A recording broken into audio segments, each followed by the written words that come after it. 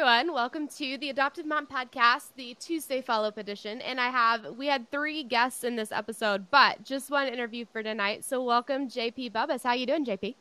Good. How are you?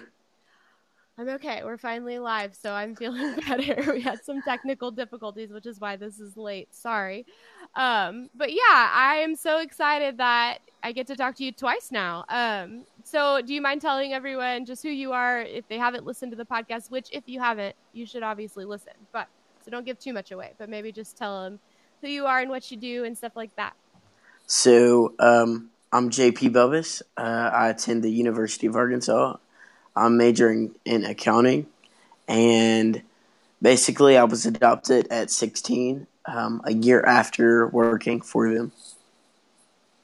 So, A year after what? Say that one more time. working for them. Oh, So yeah, I worked yeah. for them for a year. So them being your adoptive parents. Yes. And your story is similar to a kid who was in foster care, but you were never actually in foster care, which I think is really cool. Yes. So you kind of self-reported, right? So you took your story into your own hands and it totally paid off. Like now you have a family, but I know that it wasn't always an easy road for you. It wasn't like a, fairy tale where you just appreciated everything and everything was great from the start, right? Yes. That is true. I had to work hard to be where I am now, and with a lot of love and patience, God made me who I am. So, Yeah. So what do you think I mean, aside from God, obviously, but what do you think that was attributed to? Did something click for you, or where do you think you were when you finally decided to embrace your story? well, I knew that I didn't want to be like my biological parents, so that really pushed me to want to do better and want to actually make a life for my future kids or future wife if I had one. So Yeah, and that's really cool. And so you're now the oldest of I like a am. bunch of siblings, right? Yes, And you yes, have a new baby brother, which is really fun. we do. I was looking, so when I friend requested you on Facebook, I saw that your mom went to your fraternity's Mom's Day, right? And she's the Mhm. only pregnant lady there. Yes, I thought that was really it's funny. really funny. Yeah. Yeah. So, what were some of those? Excuse me. What were some of those struggles that you had whenever you first moved in with your new family? Well, I didn't know how to have parents. I didn't know what parents were or like how they worked. So just getting a feel of that and what it's like to be on punishment and be okay with that, like, and take these punishments and that was and even being an older brother, like I didn't know I've always been the youngest, the baby of the family, so like having to take a leadership role was something new. Um, Actually having other people to be accountable for and to have that accountability as well. Like I couldn't just go out and act crazy. Like I knew that people knew my parents, so I like had to act right. Yeah, and do you think that pressure to set an example, did that have an impact pretty quickly, like pretty early on, or was that something you had to grow into? I think it happened pretty quickly because once they took me in, I felt like I owed it to them to be the best that I could be.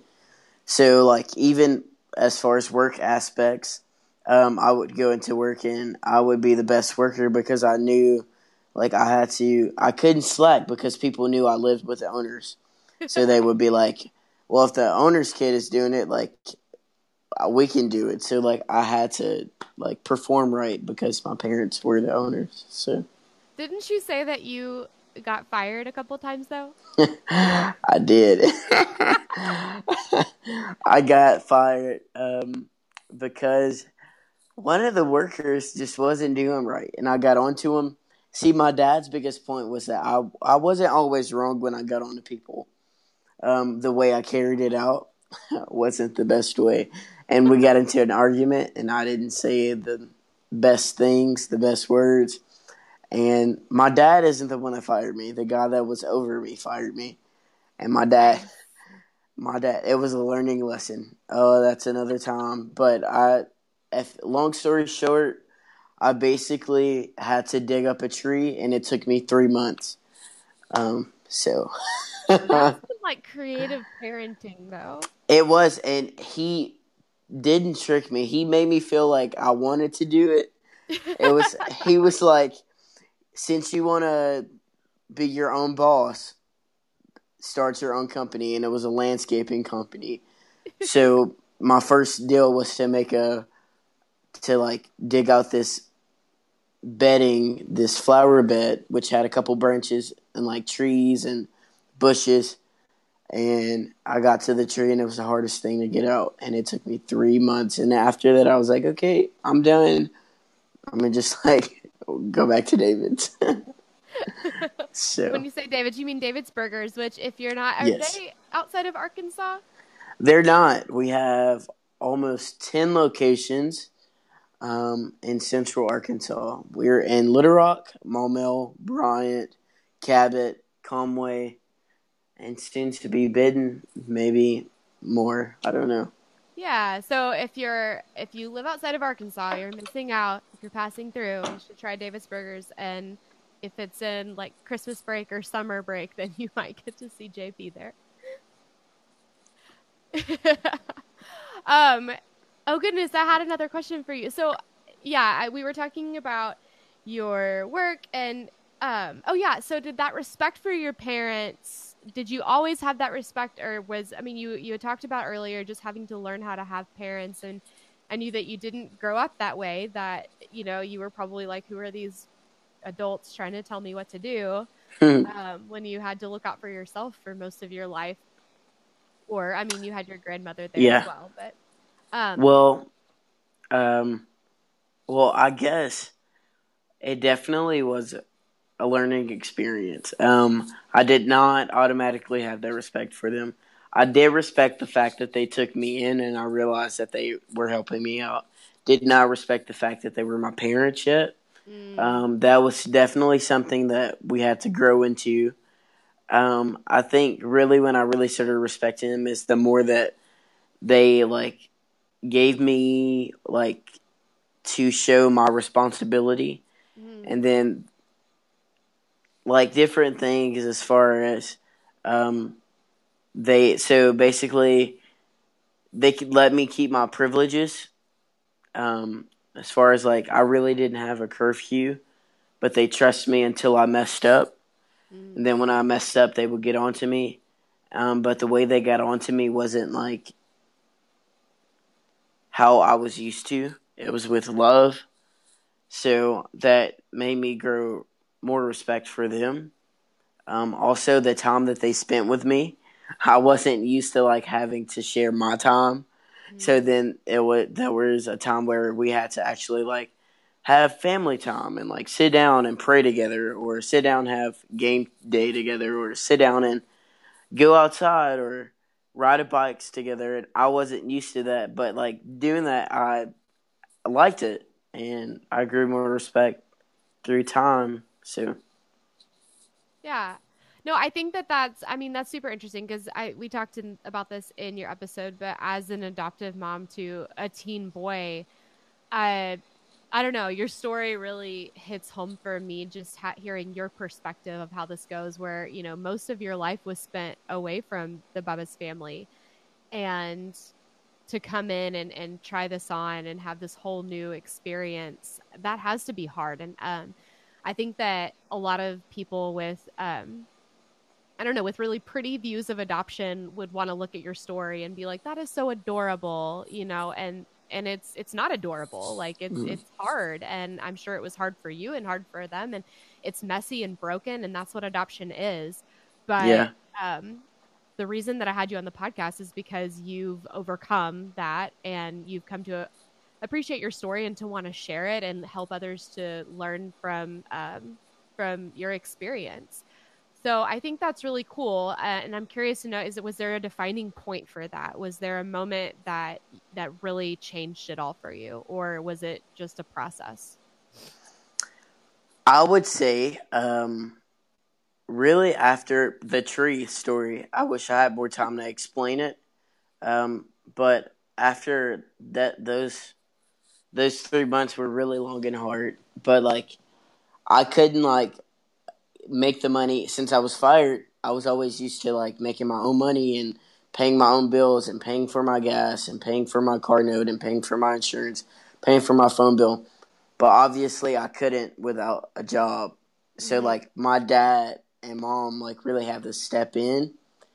Um, and I wasn't used to that. Like, I wasn't used to asking for help, and they helped me, which I was surprised, because I wasn't used to it.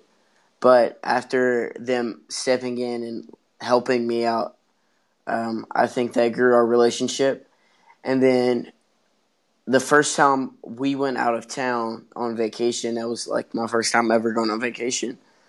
Um, I think after that, after we went on vacation, is when I started calling them mom and dad too. And that was about Wow. a year after living with them.